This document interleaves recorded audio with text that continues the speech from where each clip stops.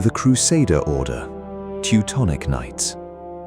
They came to convert the pagans, then became worse than any of them. Winter of 1329. The frozen Baltic landscape offered no sanctuary. Knights draped in white mantles bearing black crosses rode across the ice, armor clinking in the freezing wind. This was the siege of Medvargalis in pagan Samogitia. These men fought not under the searing sun of the Levant, where their brotherhood was born, but in the dark forests of northern Europe. They were the Teutonic Knights, a military machine executing a relentless crusade. Armed with heavy cavalry, siege engineering, and an unshakable conviction that God willed the subjugation of Baltic tribes, they turned the frontier into a theatre of holy war.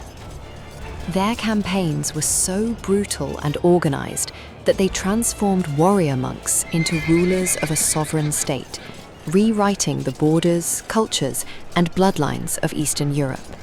Officially, the Order of Brothers of the German House of St. Mary in Jerusalem, the Teutonic Order was founded in 1190.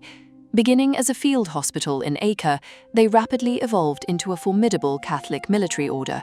At their peak, they transcended monastic roots to become a sovereign state, the Ordensstaat.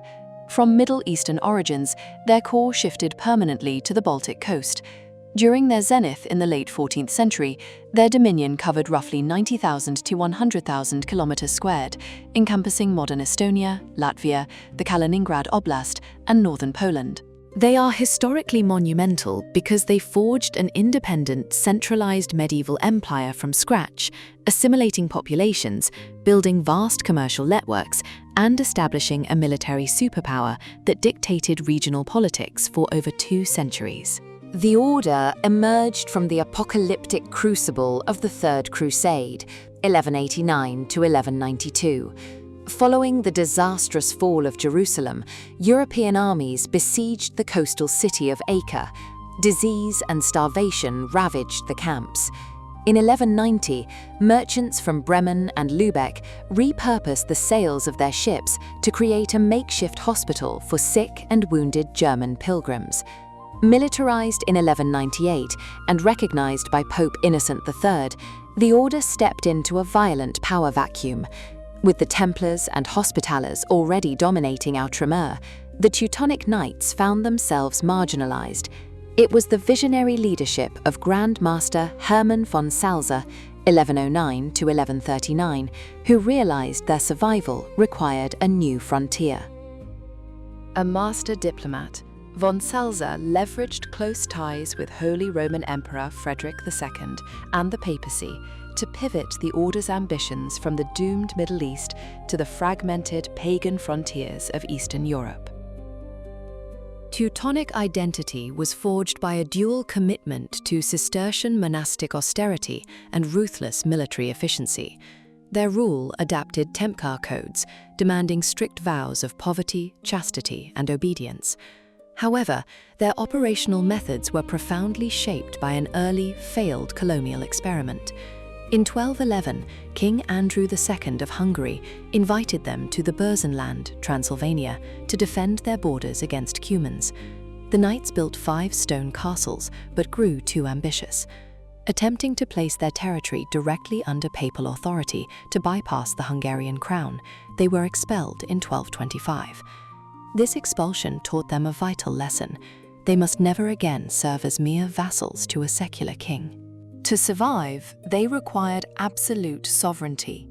This fierce independence, combined with the harsh realities of warfare in dense Baltic forests, a stark contrast to the arid Middle East, shaped their strategic reliance on massive brick fortresses and devastating winter campaigns. Their meteoric rise began with a crucial invitation. In 1226, Duke Conrad I of Masovia, desperate for aid against relentless raids by pagan Old Prussians, asked the knights for help. Having learned from their Hungarian failure, Hermann von Salza secured the Golden Bull of Rimini, 1226, from Emperor Frederick II, granting the order sovereign rights over any conquered Prussian lands. Crossing the Vistula River with a small vanguard around 1230, they began a methodical 50-year war of subjugation. Rather than relying solely on pitched battles, they conquered through architecture, advancing along rivers and building a network of red brick castles, eventually constructing over 120 major fortresses across Prussia. When indigenous Prussians rose up in the Great Prussian Uprising, 1260 to 1274, the order nearly collapsed, facing horrific casualties. Yet, reinforced by European crusaders and papal backing, they crushed the rebellion, cementing their iron grip on the region.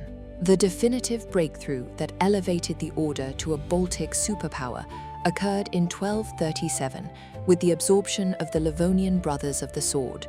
This older rival order had suffered a catastrophic defeat by pagan Samogatians at the Battle of Saule in 1236, losing half their 100-knight fighting force and their master. Facing annihilation, the remnants begged for incorporation into the Teutonic Order. The Pope approved the merger in 1237, instantly expanding the Teutonic domain by tens of thousands of square kilometers to the north. They now controlled two massive distinct territories, Prussia and Livonia, separated only by the pagan stronghold of Lithuania. This monumental assimilation revealed their administrative genius, as they successfully integrated a foreign military structure and signaled to the crowns of Europe that the knights were no longer just a crusading vanguard, but a sprawling, expansionist state dominating the Baltic coastline. The 14th century was the order's zenith. In 1308, hired to relieve Danzig, Gdansk, from a siege, the knights ruthlessly seized his city, massacring inhabitants and annexing Pomerelia in 1309.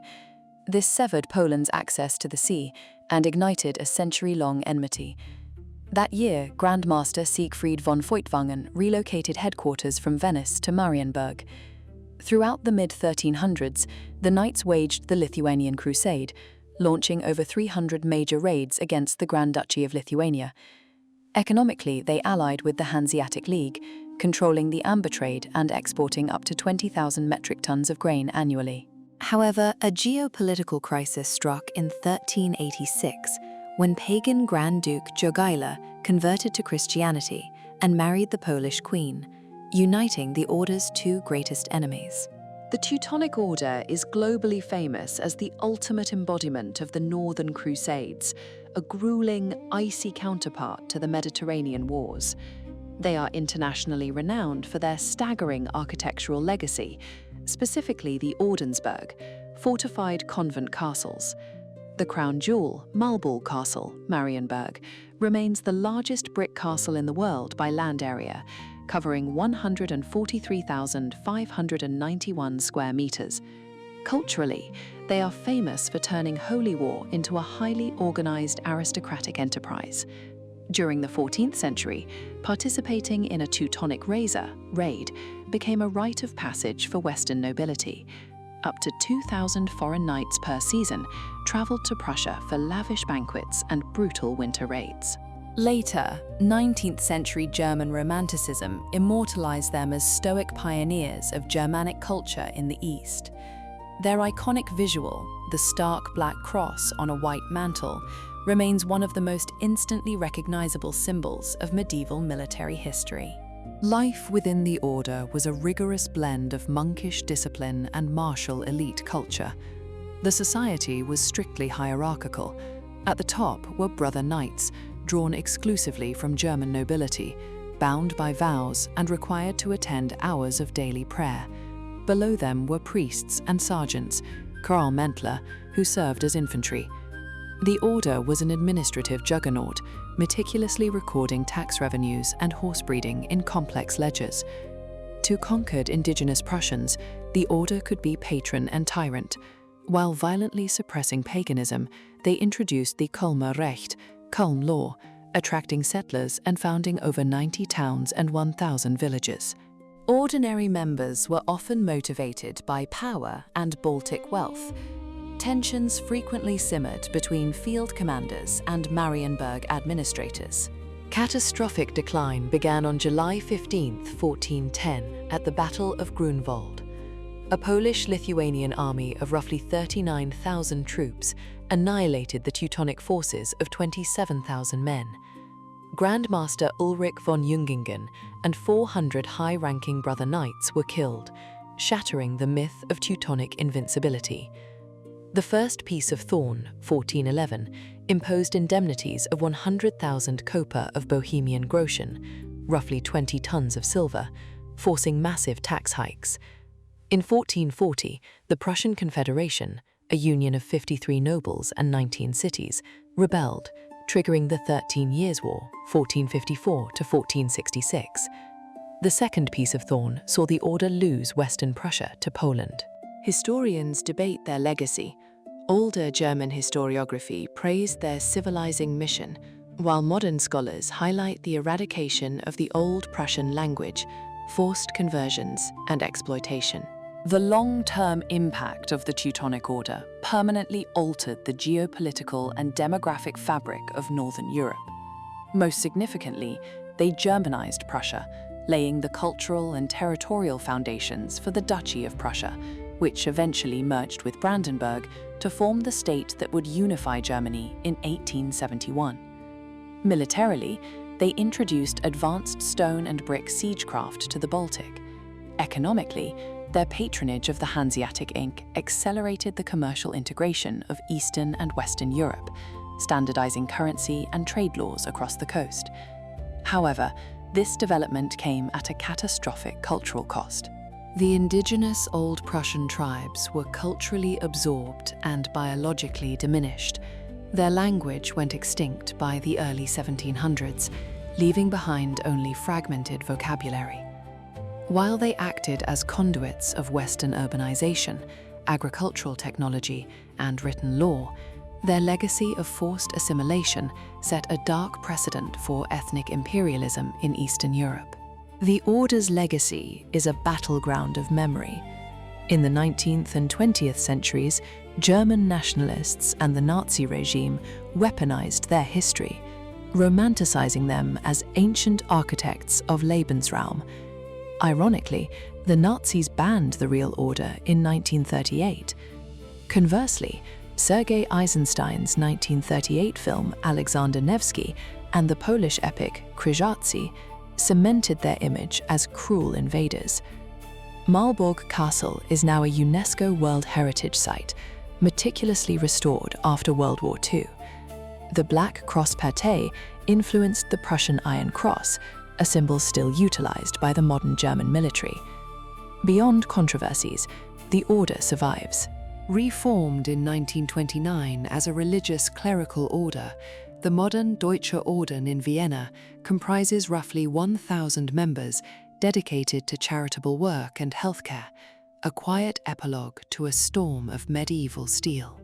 The story of the Teutonic Order stands as a striking testament to the paradox of holy war.